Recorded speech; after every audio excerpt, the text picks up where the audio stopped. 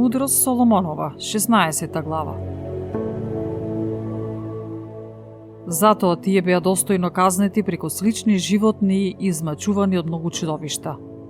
А место таква казна ти на народот твој добрини му правеше, за да им ги задоволиш нивните желби. Ти им подготви необична храна, вкусни подполошки. Та оние кои беа желни за храна поради одвратниот изглед на испратените животни да се откажуваат од природната потреба за храна. А овие кои за кратко време претрпеа скудност, ги удостои да вкусат необична храна.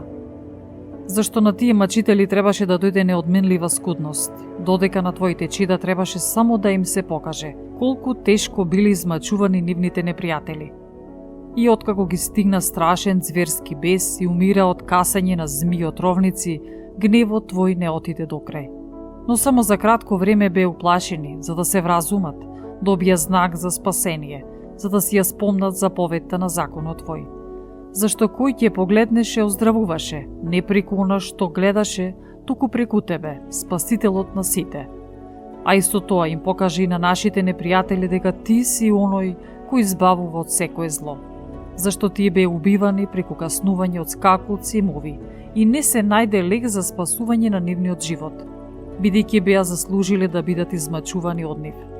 А на твоите синови не им напакостија ни забите на отровните змии, зашто твојата милост им дојде на помош и ги исцели. Макар и да беа каснати за да си спомнат за твоите зборови, набрзо оздравуваа, за да не паднат во длабока заборавеност и да се лишат од твојата помош. Нив не ги лекуваат ни билки, ни мелеми, туку зборот твој, Господи, кој лекува се. Ти имаш власт над животот и над смртта. Ти доведуваш до вратите на пеколот и пак издигнуваш.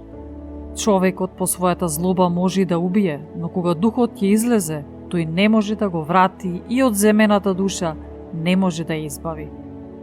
А од твојата рака не може да се избега, зашто безбожниците кои не сакат да те познаат се казнети со силата на твојата десница. Нив ги гонија и дожд, и град, и бесни бури, и оган што проголтува. Но најчудно од се беше тоа што огнот покажуваше поголемо дејство среде водата која гасне се, зашто природата се бореше за праведниците. Понекогаш пламенот престануваше за да не изгорат животните, испратени против безбожниците, да тие откако ќе го видат тоа да разберат дека ги прогонува Божиот суд. А понекогаш среде водата бувнуваше посилно од огнот, за да ги уништи неправедните дела на земјата.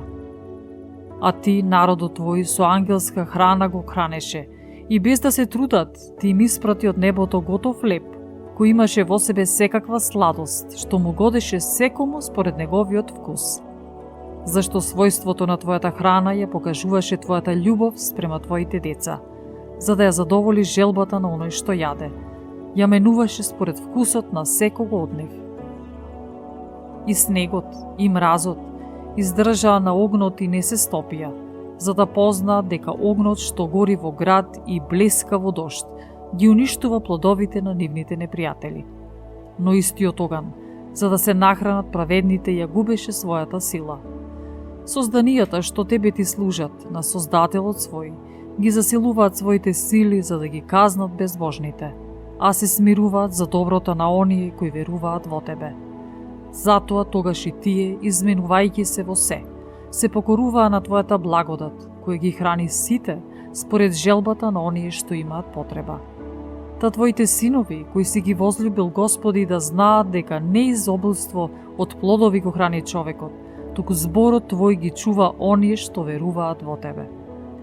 Зашто она што не се повреди од огнот, штом ќе се огреше од слабите зраци на сонцето, веднаш се растопуваше, за да се знае дека сонцето треба да го испреваруваме со благодарноста своја кон тебе. И свртувајќи се кон изворот на светлината, на тебе да ти се поклонуваме. Зашто надежта на неблагодарниот ќе се растопи како шушлек и ќе се излее како непотребна вода.